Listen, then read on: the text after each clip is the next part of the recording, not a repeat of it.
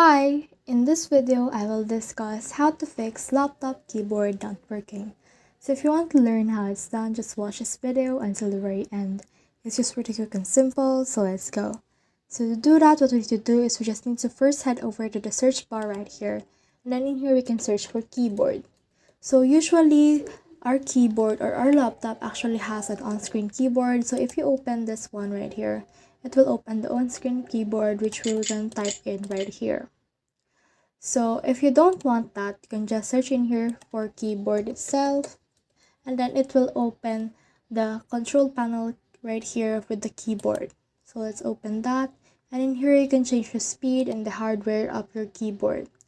So if you want to head over and change your settings, you can actually just head over to the search again, click on settings right here, then open that. And then once you have done that, what you can do next is you can search in here for keyboard.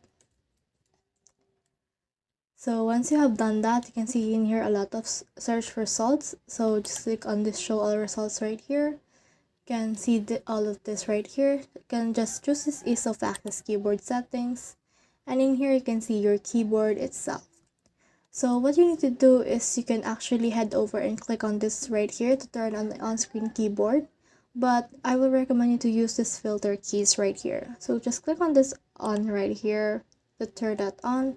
Then make sure to uncheck this two right here, but make sure that this one is checked because it will be able to use filter keys for that specific keyboard.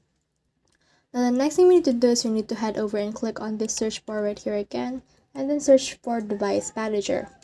After that, just open that, and then from in here it will actually head over and give you all of this.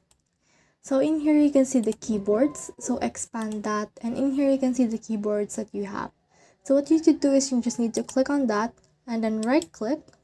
After that, just click on this update driver, and then you can search automatically for drivers, or you can browse your computer for a driver. So we can just click on this search automatically and it will search in here.